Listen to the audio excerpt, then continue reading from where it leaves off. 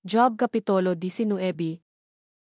Si Job mitubag, nganong punayan man ninyo akog sakit niya ng inyong sinultihan.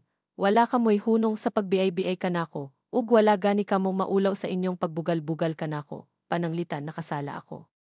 Unsa mailabot ninyo niini, nagtuo kamo nga mas maayo kamo kay kanako, ug giisip ninyo ang akong kalisdanan, ingon niya kamatuoran nga sad-an ako. Wala ba kamo makakita nga ang Dios maoy nagbuhat niini kanako? Nagbutang siyag bitik aron lit-agon ako, mitutol. Ako sa iyang kabangis apan walay namatikan ako, nangayo akog hustisya apan gihikawan ako niini. Gialihan sa Dios ang dalan ug dili gayud ako makaagi, giputos niyag kangit-ngit ang akong agian. Gisakmit niya ang tanan kong himaya, ug gikuhaan niya ako sa akong purong-purong. Gihampak ako niya sa tanang dapit.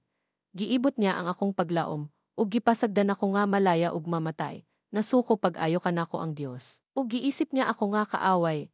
Gipadala niya ang iyang kasundaluhan aron pagsulong kanako, ug gilibotan nila ang akong tolda.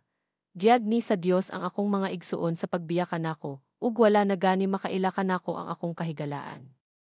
Wala na mo pakita kanako ang akong mga paryente ug mga higala, bisan gani kadtong mga bisita ko kaniadto nahikalimot na kanako, ug sama na lamang sa dumuduong ang pagtagad kanako sa akong mga sulugoon.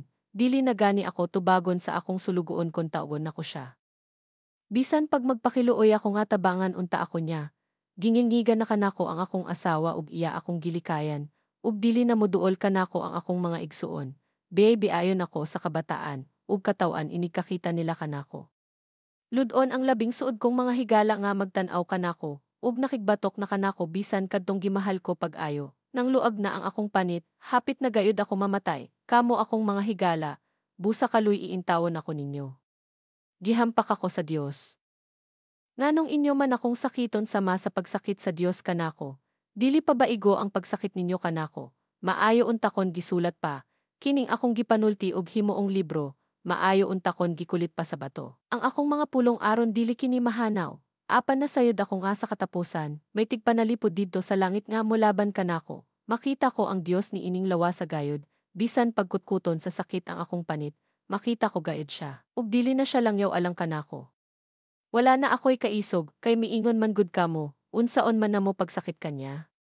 Nangita lamang kamog katarongan aron sakito ninyo ako. Apan karon, kahadlokin ninyo ang espada nga magdala sa kasuko sa Dios batok sa sala, aron makaila kamo nga adunay maghukom.